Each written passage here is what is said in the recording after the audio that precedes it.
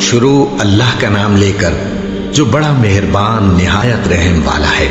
یاسین، قسم ہے قرآن کی جو حکمت سے بھرا ہوا ہے۔ اے محمد صلی اللہ علیہ وآلہ وسلم، بے شک تم پیغمبروں میں سے ہو، سیدھے رستے پر ہو۔ یہ قرآن غالب و مہربان کا نازل کیا ہوا ہے تاکہ تم ان لوگوں کو جن کے باپ دادا کو خبردار نہیں کیا گیا تھا خبردار کر دو کہ وہ غفلت میں پڑے ہوئے ہیں۔ ان میں سے اکثر پر اللہ کی بات پوری ہو چکی ہے، سو وہ ایمان نہیں لائیں گے۔ ہم نے ان کی گردنوں میں طوق ڈال رکھے ہیں اور وہ ٹھوڑیوں تک پھنسے ہوئے ہیں، تو ان کی گردنیں اکڑی ہوئی ہیں، اور ہم نے ان کے آگے بھی دیوار بنا دی اور ان کے پیچھے بھی، پھر ان پر پردہ ڈال دیا تو یہ دیکھ نہیں سکتے۔ اور تم ان کو خبردار کرو یا نہ کرو، ان کے لیے برابر ہے، یہ ایمان نہیں لائیں گے۔ تم تو صرف اس شخص کو خبردار کر سکتے ہو جو اس نصیحت یعنی قرآن کی پیروی کرے اور رحمان سے غائبانہ ڈرے، سو اس کو مغفرت اور بڑے ثواب کی بشارت سنا دو۔ بے شک ہم مردوں کو زندہ کریں گے، اور جو کچھ وہ آگے بھیج چکے اور جو ان کے نشان پیچھے رہ گئے ہم ان کو قلم بند کر لیتے ہیں، اور ہر چیز کو ہم نے کتاب روشن یعنی لوح محفوظ میں لکھ رکھا ہے۔ اور ان سے گاؤں والوں کا قصہ بیان کرو جب ان کے پاس پیغمبر آئے، یعنی جب ہم نے ان کی طرف 2 پیغمبر بھیجے تو انہوں نے ان کو جھٹلایا، پھر ہم نے تیسرے سے تقویت دی تو انہوں نے کہا کہ ہم تمہاری طرف پیغمبر ہو کر آئے ہیں۔ وہ بولے کہ تم اور کچھ نہیں مگر ہماری طرح کے آدمی ہو، اور رحمان نے کوئی چیز بھی نازل نہیں کی، تم محض جھوٹ بولتے ہو۔ انہوں نے کہا کہ ہمارا پروردگار جانتا ہے کہ ہم تمہاری طرف پیغام دے کر بھیجے گئے ہیں، اور ہمارے ذمے تو صاف صاف پیغام پہنچا دینا ہے اور بس۔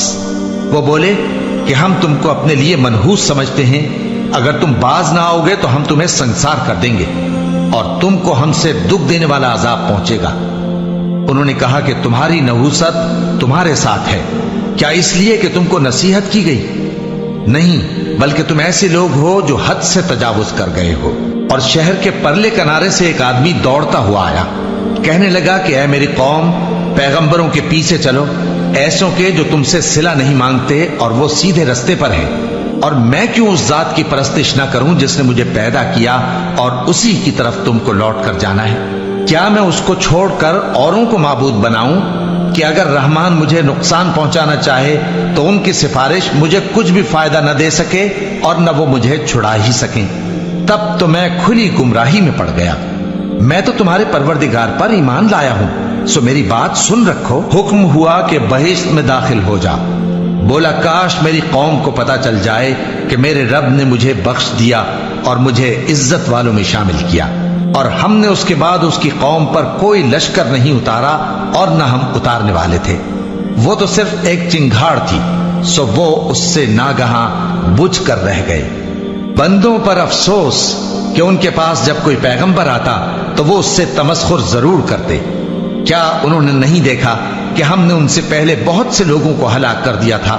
اب وہ ان کی طرف لوٹ کر نہیں آئیں گے، اور سب کے سب ہمارے روبرو حاضر کیے جائیں گے۔ اور ایک نشانی ان کے لیے زمین مردہ ہے کہ ہم نے اس کو زندہ کیا اور اس میں سے اناج اگایا، پھر یہ اس میں سے کھاتے ہیں، اور اس میں کھجوروں اور انگوروں کے باغ پیدا کیے اور اس میں چشمے جاری کر دیے تاکہ یہ ان باغوں کے پھل کھائیں، اور ان کے ہاتھوں نے تو ان کو نہیں بنایا، تو پھر کیا یہ شکر نہیں کرتے؟ وہ ذات پاک ہے جس نے زمین کی نباتات کے اور خود ان کے اور جن چیزوں کی ان کو خبر نہیں سب کے جوڑے بنائے۔ اور ایک نشانی ان کے لیے رات ہے کہ اس پر سے ہم دن کو کھینچ لیتے ہیں تو اسی وقت ان پر اندھیرا چھا جاتا ہے، اور سورج اپنے مقرر راستے پر چلتا رہتا ہے۔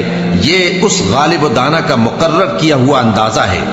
اور چاند کی بھی ہم نے منزلیں مقرر کر دی، یہاں تک کہ گھٹتے گھٹتے کھجور کی پرانی شاخ کی طرح ہو جاتا ہے۔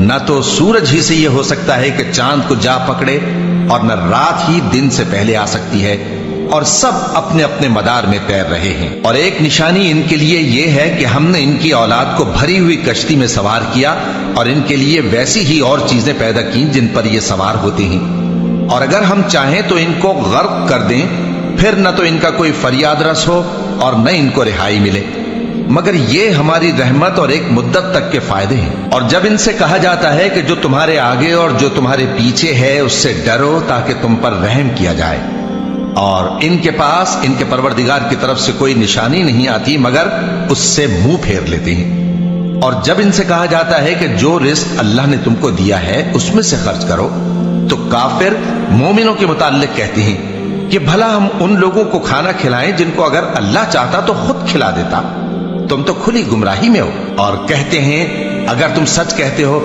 تو بتاؤ یہ وعدہ کب پورا ہوگا؟ یہ تو ایک چنگھاڑ ہی کے منتظر ہیں جو ان کو اس حال میں کہ باہم جھگڑ رہے ہوں گے آ پکڑے گی، پھر نہ تو یہ وصیت ہی کر سکیں گے اور نہ اپنے گھر والوں میں واپس جا سکیں گے۔ اور جس وقت سور پھونکا جائے گا یہ قبروں سے نکل کر اپنے پروردگار کی طرف دوڑ پڑیں گے، کہیں گے ہائے بربادی، ہمیں ہماری خوابگاہوں سے کس نے جگہ اٹھایا۔ یہ وہی تو ہے جس کا رحمان نے وعدہ کیا تھا اور پیغمبر انہیں سچ کہا تھا۔ وہ تو صرف ایک زور کی آواز ہوگی کہ سب کے سب ہمارے روبرو آ حاضر ہوں گے، پھر اس روز کسی شخص پر کچھ بھی ظلم نہیں کیا جائے گا اور تم کو بدلہ ویسا ہی ملے گا جیسے تم کام کرتے تھے۔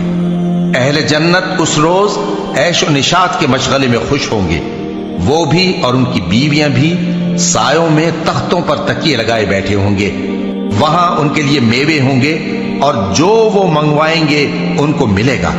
ان کو پروردگار مہربان کی طرف سے سلام کہا جائے گا اور وہ فرمائے گا کہ گناہ گارو تم آج الگ ہو جاؤ۔ اے آدم کی اولاد، کیا میں نے تم سے کہہ نہیں دیا تھا کہ شیطان کو نہ پوجنا، وہ تمہارا کھلا دشمن ہے، اور یہ کہ میری ہی عبادت کرنا یہی سیدھا رستہ ہے، اور اس نے تم میں سے بہت سی خلقت کو گمراہ کر دیا تھا، تو کیا تم سمجھتے نہیں تھے؟ یہی وہ جہنم ہے جس کے تمہیں دھمکی دی جاتی تھی، جو تم کفر کرتے رہے ہو اس کے بدلے آج اس میں داخل ہو جاؤ۔ آج ہم ان کے منہوں پر مہر لگا دیں گے اور جو کچھ یہ کرتے رہے تھے ان کے ہاتھ ہم سے بیان کر دیں گے اور ان کے پاؤں اس کی گواہی دیں گے، اور اگر ہم چاہیں تو ان کی آنکھوں کو مٹا کر اندھا کر دیں، پھر یہ رستے کو دوڑیں تو کہاں سے دیکھ سکیں گے، اور اگر ہم چاہیں تو ان کی جگہ پر ان کی صورتیں بدل دیں، پھر وہاں سے وہ نہ آگے جا سکیں اور نہ پیچھے لوٹ سکیں۔ اور جس کو ہم بڑی عمر دیتے ہیں تو اسے تخلیق میں اوندھا دیتے ہیں، یعنی اسے بچپن کی کمزوری والی حالت کی طرف لوٹا دیتے ہیں، تو کیا یہ سمجھتے نہیں؟ اور ہم نے ان کو یعنی اپنے پیغمبر صلی اللہ علیہ وآلہ وسلم کو شعر گوئی نہیں سکھائی، اور نہ وہ ان کو شایع ہی ہے، یہ تو محض نصیحت ہے اور صاف صاف قرآن ہے، تاکہ اس شخص کو جو زندہ ہو خبردار کرے اور کافروں پر بات پوری ہو جائے۔ کیا انہوں نے نہیں دیکھا کہ جو چیزیں ہم نے اپنے ہاتھوں سے بنائیں ان میں سے ہم نے ان کے لیے مویشی پیدا کر دیے اور یہ ان کے مالک ہیں، اور ان کو ان کے قابو میں کر دیا تو کوئی تو ان میں سے ان کی سواری ہے اور کسی کو یہ کھاتے ہیں، اور ان میں ان کے لیے اور فائدے اور پینے کی چیزیں ہیں، تو کیا یہ شکر نہیں کرتے؟